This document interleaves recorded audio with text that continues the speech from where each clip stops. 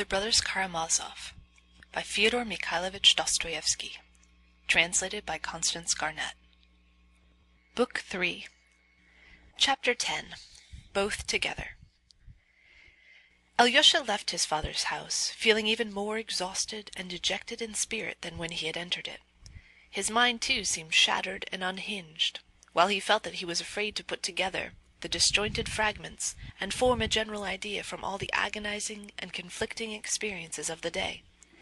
He felt something bordering upon despair, which he had never known till then. Towering like a mountain above all the rest stood the fatal, insoluble question: how would things end between his father and his brother Dmitri with this terrible woman? Now he had himself been a witness of it. He had been present and seen them face to face. Yet only his brother Dmitri could be made unhappy, terribly, completely unhappy. There was trouble awaiting him. It appeared, too, that there were other people concerned, far more so than Alyosha could have supposed before. There was something positively mysterious in it, too. Ivan had made a step towards him, which was what Alyosha had been long desiring. Yet now he felt for some reason that he was frightened at it. And these women! Strange to say, that morning he had set out for Katerina Ivanovna's in the greatest embarrassment. Now he felt nothing of the kind. On the contrary, he was hastening there as though expecting to find guidance from her. Yet to give her this message was obviously more difficult than before. The matter of the 3,000 was decided irrevocably, and Dmitri, feeling himself dishonored and losing his last hope, might sink to any depth. He had moreover told him to describe to Katerina Ivanovna the scene which had just taken place with his father. It was by now 7 o'clock, and it was getting dark as Alyosha entered the very spacious and convenient house in the high street occupied by Katerina Ivanovna. Alyosha knew that she lived with 2 aunts. One of them, a woman of little education, was that aunt of her half-sister Agafya Ivanovna, who had looked after her in her father's house when she came from boarding school. The other aunt was a Moscow lady of style and consequence, though in straitened circumstances. It was said that they both gave way in everything to Katerina Ivanovna, and that she only kept them as her chaperones. Katerina Ivanovna herself gave way to no one but her benefactress, the general's widow, who had been kept by illness in Moscow, and to whom she was obliged to write twice a week a full account of all her doings. When Alyosha entered the hall and asked the maid who opened the door to him to take his name up, it was evident that they were already aware of his arrival. Possibly he had been noticed from the window. At least Alyosha heard a noise, caught the sound of flying footsteps and rustling skirts. 2 or 3 women, perhaps, had run out of the room. Alyosha thought it strange that his arrival should cause such excitement. He was conducted, however, to the drawing-room at once. It was a large room, elegantly and amply furnished, not at all in provincial style. There were many sofas, lounges, settees, big and little tables. There were pictures on the walls, vases and lamps on the tables, masses of flowers, and even an aquarium in the window. It was twilight and rather dark. Alyosha made out a silk mantle thrown down on the sofa, where people had evidently just been sitting, and on a table in front of the sofa were 2 unfinished cups of chocolate, cakes, a glass saucer with blue raisins, and another with sweetmeats. Alyosha saw that he had interrupted visitors, and frowned. But at that instant the portière was raised, and with rapid, hurrying footsteps, Katerina Ivanovna came in, holding out both hands to Alyosha, with a radiant smile of delight. At the same instant a servant brought in 2 lighted candles and set them on the table. "Thank God! At last you've come too. I've been simply praying for you all day. Sit down." Alyosha had been struck by Katerina Ivanovna's beauty, when 3 weeks before, Dmitri had first brought him, at Katerina Ivanovna's special request, to be introduced to her. There had been no conversation between them at that interview. Supposing Alyosha to be very shy, Katerina Ivanovna had talked all the time to Dmitri to spare him. Alyosha had been silent, but he had seen a great deal very clearly. He was struck by the imperiousness, proud ease, and self-confidence of the haughty girl. And all that was certain. Alyosha felt that he was not exaggerating it. He thought her great glowing black eyes were very fine, especially with her pale, even rather sallow longish face. But in those eyes, and in the lines of her exquisite lips, there was something with which his brother might well be passionately in love, but which perhaps could not be loved for long. He expressed this thought almost plainly to Dmitri, when after the visit his brother besought and insisted that he should not conceal his impressions on seeing his betrothed. "You'll be happy with her, but perhaps not tranquilly happy." "Quite so, brother. Such people remain always the same. They don't yield to fate. So you think I shan't love her forever?" "No. Perhaps you will love her forever, but perhaps you won't always be happy with her." Alyosha had given his opinion at the time, blushing and angry with himself for having yielded to his brother's entreaties, and put such foolish ideas into words. For his opinion had struck him as awfully foolish immediately after he had uttered it. He felt ashamed, too, of having given so confident an opinion about a woman. It was with the more amazement that he felt now, at the first glance at Katerina Ivanovna as she ran to him, that he had perhaps been utterly mistaken. This time her face was beaming with spontaneous, good-natured kindliness and direct, warm-hearted sincerity. The pride and haughtiness which had struck Alyosha so much before was only betrayed now in a frank, generous energy and a sort of bright, strong faith in herself. Alyosha realized at the first glance, at the first word, that all the tragedy of her position in relation to the man she loved so dearly was no secret to her, that perhaps already she knew everything, positively everything. And yet in spite of that, there was such brightness in her face, such faith in the future. Alyosha felt at once that he had gravely wronged her in his thoughts. He was conquered and captivated immediately. Besides all this, he noticed at her first words that she was in great excitement, an excitement perhaps quite exceptional, and almost approaching ecstasy. "I was so eager to see you, because I can learn from you the whole truth, from you and from no one else." "I've come," muttered Alyosha confusedly. He sent me." "Ah, he sent you! I foresaw that. Now I know everything, everything," cried Katerina Ivanovna, her eyes flashing. "Wait a moment, Alexey Fyodorovitch. I'll tell you why I've been so longing to see you. You see, I know perhaps far more than you do yourself, and there's no need for you to tell me anything. I'll tell you what I want from you. I want to know your own last impression of him. I want you to tell me most directly, plainly, coarsely even, oh, as coarsely as you like, what you thought of him just now, and of his position after your meeting with him today. That will perhaps be better than if I had personal explanation with him, as he does not want to come to me. Do you understand what I want from you? Now tell me simply, tell me every word of the message he sent you with. I knew he would send you." "He told me to give you his compliments, and to say that he would never come again, but to give you his compliments." "His compliments? Was that what he said, his own expression?" "Yes." "Accidentally, perhaps, he made a mistake in the word. Perhaps he did not use the right word." "No. He told me precisely to repeat that word. He begged me 2 or 3 times not to forget to say so." Katerina Ivanovna flushed hotly. "Help me now, Alexey Fyodorovitch. Now I really need your help.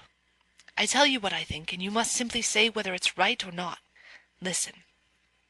If he had sent me his compliments in passing, without insisting on your repeating the words, without emphasizing them, that would be the end of everything. But if he particularly insisted on those words, if he particularly told you not to forget to repeat them to me, then perhaps he was in excitement, beside himself. He had made his decision and was frightened at it. He wasn't walking away from me with resolute step, but leaping headlong. The emphasis on that phrase may have been simply bravado." "Yes, yes," cried Alyosha warmly. "I believe that is it." "And if so, he's not altogether lost. I can still save him. Stay. Did he not tell you anything about money? About 3,000 roubles?" "He did speak about it.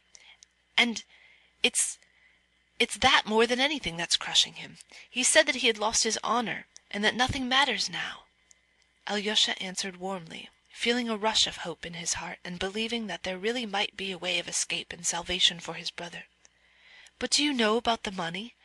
he added, and suddenly broke off. "I've known of it a long time. I telegraphed to Moscow to inquire, and heard long ago that the money had not arrived. He hadn't sent the money, but I said nothing. Last week I learnt that he was still in need of money. My only object in all this was that he should know to whom to turn, and who was his true friend. No, he won't recognize that I am his truest friend. He won't know me, and looks on me merely as a woman. I've been tormented all the week trying to think how to prevent him from being ashamed to face me because he spent that 3,000. Let him feel ashamed of himself. Let him be ashamed of other people knowing, but not of my knowing. He can tell God everything without shame. Why is it he still does not understand how much I am ready to bear for his sake? Why doesn't he know me?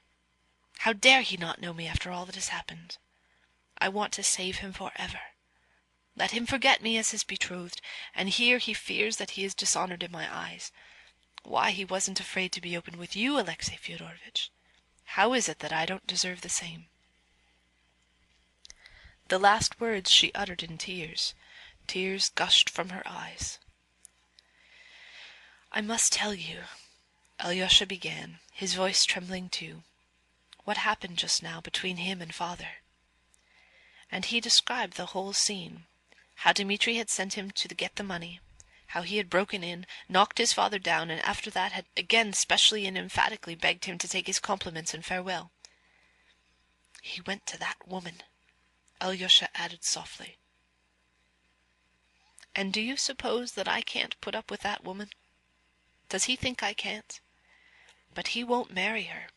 She suddenly laughed nervously.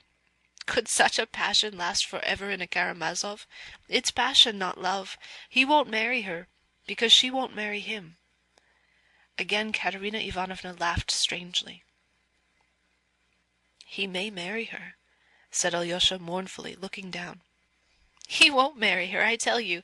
That girl is an angel. Do you know that? Do you know that?" Katerina Ivanovna explained suddenly with extraordinary warmth. "She is one of the most fantastic of fantastic creatures. I know how bewitching she is, but I know too that she is kind, firm, and noble. Why do you look at me like that, Alexey Fyodorovitch? Perhaps you are wondering at my words. Perhaps you don't believe me." "Agrafena Alexandrovna, my angel!" she cried suddenly to someone, peeping into the next room. "Come into us. This is a friend. This is Alyosha. He knows all about our affairs. Show yourself to him." "I've only been waiting behind the curtain for you to call me," said a soft, one might even say sugary, feminine voice. The portiere was raised, and Grushenka herself, smiling and beaming, came up to the table. A violent revulsion passed over Alyosha. He fixed his eyes on her and could not take them off. Here she was, that awful woman, the beast as Ivan had called her half an hour before, and yet one would have thought the creature standing before him most simple and ordinary, a good-natured, kind woman, handsome certainly, but so like other handsome, ordinary women. It is true that she was very, very good-looking, with that Russian beauty so passionately loved by many men. She was a rather tall woman, though a little shorter than Katerina Ivanovna, who was exceptionally tall. She had a full figure with soft, as it were noiseless, movements, softened to a peculiar oversweetness like her voice. She moved not like Katerina Ivanovna, with a vigorous, bold step, but noiselessly. Her feet made absolutely no sound on the floor. She sank softly into a low chair, softly rustling her sumptuous black silk dress and delicately nestling her milk-white neck and broad shoulders in a costly cashmere shawl. She was 22 years old, and her face looked exactly that age. She was very white in the face, with a pale pink tint on her cheeks. The modelling of her face might be said to be too broad, and the lower jaw was set a trifle forward. Her upper lip was thin, but the slightly prominent lower lip was at least twice as full, and looked pouting. But her magnificent, abundant dark brown hair, her sable-colored eyebrows, and charming grey-blue eyes, with their long lashes, would have made the most indifferent person, meeting her casually in a crowd in the street, stop at the sight of her face and remember it long after. What struck Alyosha most in that face was its expression of childlike good-nature. There was a childlike look in her eyes, a look of childish delight. She came up to the table beaming with delight, and seeming to expect something with childish, impatient, and confiding curiosity. The light in her eyes gladdened the soul. Alyosha felt that. There was something else in her which he could not understand, or would not have been able to define, and which yet, perhaps, unconsciously affected him. It was that softness, that voluptuousness of her bodily movements, that cat-like noiselessness. Yet it was a vigorous, ample body. Under the shawl could be seen full broad shoulders, a high, still quite girlish bosom. Her figure suggested the lines of the Venus of Milo, though already in somewhat exaggerated proportions. That could be divined. Connoisseurs of Russian beauty could have foretold with certainty that this fresh, still youthful beauty would lose its harmony by the age of 30, would spread, that the face would become puffy, and that wrinkles would very soon appear upon her forehead and round the eyes. The complexion would grow coarse and red, perhaps. In fact, that it was the beauty of the moment, the fleeting beauty which is so often met with in Russian women. Alyosha, of course, did not think of this, but though he was fascinated, yet he wondered with an unpleasant sensation, and as it were regretfully, why she drawled in that way, and could not speak naturally. She did so, evidently, feeling there was a charm in the exaggerated, honeyed modulation of the syllables. It was, of course, only a bad, unbred habit that showed bad education and a false idea of good manners. And yet this intonation and manner of speaking impressed Alyosha as almost incredibly incongruous with the childishly simple and happy expression of her face, the soft, babyish joy in her eyes. Katerina Ivanovna at once made her sit down in an armchair facing Alyosha, and ecstatically kissed her several times on her smiling lips. She seemed quite in love with her. "This is the first time we've met, Alexey Fyodorovitch," she said rapturously. "I wanted to know her, to see her. I wanted to go to her, but I no sooner expressed the wish than she came to me. I knew we should settle everything together. Everything. My heart told me so. I was begged not to take that step, but I foresaw it would be a way out of the difficulty, and I was not mistaken. Grushenka has explained everything to me, told me all she means to do. She flew here like an angel of goodness, and brought us peace and joy." "You did not disdain me, sweet, excellent young lady," drawled Grushenka in her sing-song voice, still with the same charming smile of delight. "Don't dare to speak to me like that, you sorceress, you witch! Disdain you! Here I must kiss your lower lip once more. It looks as though it were swollen, and now it will be more so, and more and more. Look how she laughs, Alexey Fyodorovitch. It does one's heart good to see the angel." Alyosha flushed, and faint, imperceptible shivers kept running down him. "You make so much of me, dear young lady, and perhaps I am not at all worthy of your kindness." "Not worthy! She's not worthy of it!" Katerina Ivanovna cried again with the same warmth. "You know, Alexey Fyodorovitch, we're fanciful, we're self-willed, but proudest of the proud in our little heart. We're noble, we're generous, Alexey Fyodorovitch, let me tell you. We have only been unfortunate. We were too ready to make every sacrifice for an unworthy, perhaps, or a fickle man. There was one man, an officer too, we loved him. We sacrificed everything to him. That was long ago, 5 years ago, and he has forgotten us. He was married. Now he is a widower. He has written, he is coming here, and do you know, we've loved him, none but him all this time, and we've loved him for all our life. He will come, and Grushenka will be happy again. For the last 5 years she's been wretched. But who can reproach her? Who can boast of her favor? Only that bedridden old merchant. But he is more like her father, her friend, her protector. He found her then in despair, in agony, deserted by the man she loved.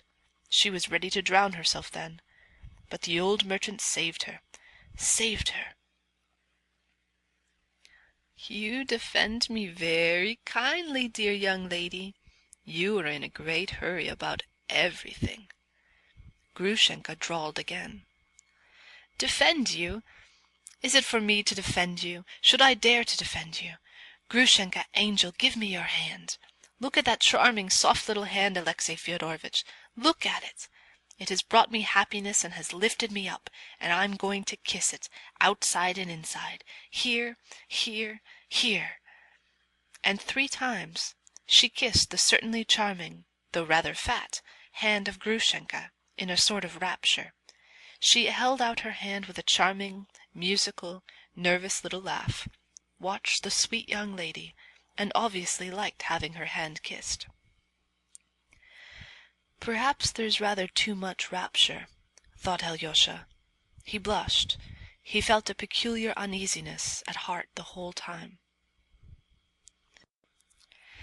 You won't make me blush, dear young lady, kissing my hand like this before Alexey Fyodorovitch. Do you think I meant to make you blush? Said Katerina Ivanovna, somewhat surprised. Ah, my dear, how little you understand me. Yes, and you too perhaps quite misunderstand me, dear young lady. Maybe I'm not so good as I seem to you. I've a bad heart. I will have my own way. I fascinated poor Dmitri Fyodorovitch that day, simply for fun. But now you'll save him. You've given me your word. You'll explain it all to him. You'll break it to him that you have long loved another man who is now offering you his hand. Oh, no! I didn't give you my word to do that. It was you kept talking about that. I didn't give you my word. Then I didn't quite understand you, said Katerina Ivanovna slowly, turning a little pale. You promised. Oh, no, angel lady. I've promised nothing.